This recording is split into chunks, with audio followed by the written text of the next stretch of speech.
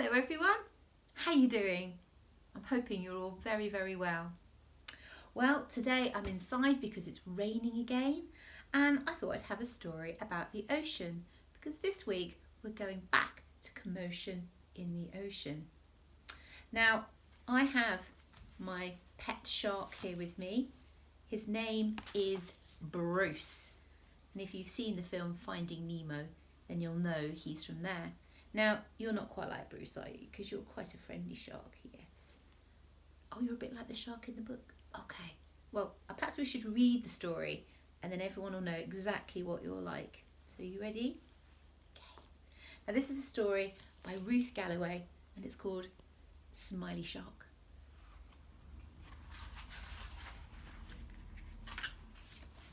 Far away in a deep, rolling ocean lived Smiley Shark. The smiliest and the friendliest and the funniest, the biggest and the toothiest of all the fish. Oh, hang on, if I move my finger, can you see the little shellfish down the bottom? Just little eyes peeking out. I wonder why. Every day, Smiley Shark watched the beautiful fish that dipped and dived and jiggled and jived and darted and dashed with a splosh and a splash. Smiley Shark longed to dip and dive with them, but whenever he smiled at the other fish, they swam away.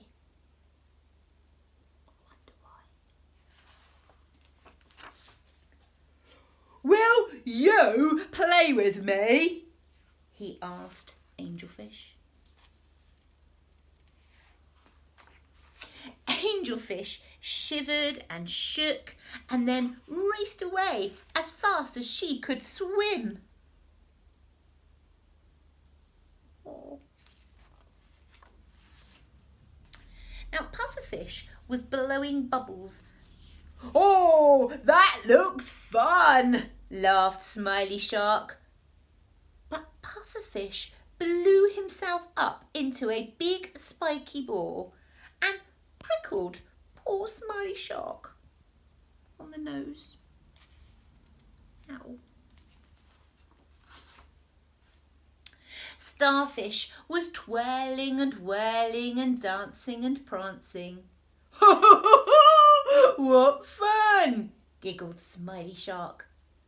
But Starfish cartwheeled off across the ocean floor as far away as she could go.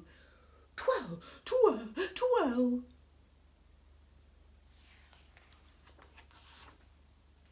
Smiley Shark flashed his grin at jellyfish and octopus and catfish. Off they swam as far from Smiley Shark as they could get. Oh, they all look scared. Oh, everyone's scared of my big white teeth, wailed Smiley Shark. He didn't feel much like smiling anymore. Splish! Splash!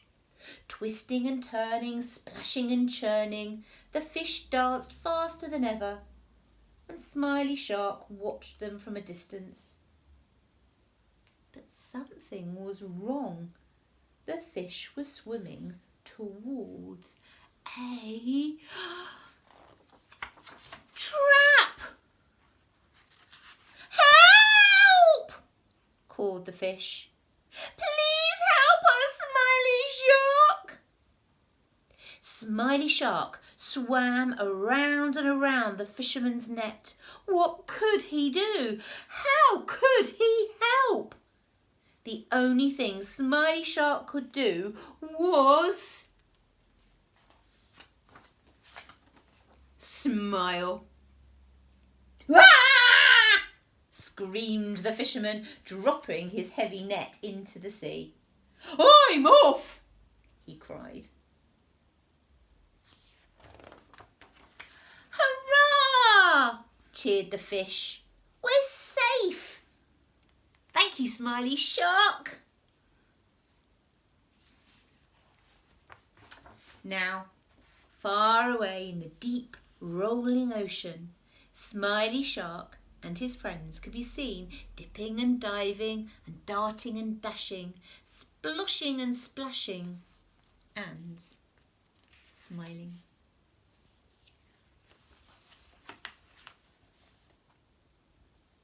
What a great story that was.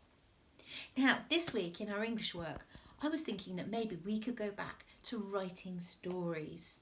Okay, these are to entertain people, so we've got to think about how we're going to do that. Now, I have got on the website a bit of a plan for us. Look, I've printed it off here to show you. I wondered about making story stones. Now, this is okay if you've got stones in your garden that you can draw and colour on, because you can draw characters and you can draw settings on the stones and put them into a bag and then pull them out, and then you've got ideas for a story. If you haven't got stones, I thought you could do it with a dice, and I've done 2 different bits of paper, 2 different sides, and numbers, so you could roll a dice. Okay, so I've got characters, so I put number 1 would be an enormous ugly squid. Number 2 would be a story about King Neptune the Greedy. Number 3 would be George the Friendly Shark. Number 4 would be Weedilla the Sad Mermaid. Number 5 is Soft Tooth the Scaredy Catfish. And then number 6 is about Billy the Four-Armed Starfish. And you don't have to have my ones, you can make up your own. But there's some ideas. And then I've got some story situations. I'm going to put my arm down because it aches. So I've got number 1, gets trapped inside a sea wreck. If you rolled a number 2, it might be makes friends with a whale. That might be a bit like the story of Snail and the Whale. Number 3, finds a magic sea chest. Number 4, gets stuck in a rock pool.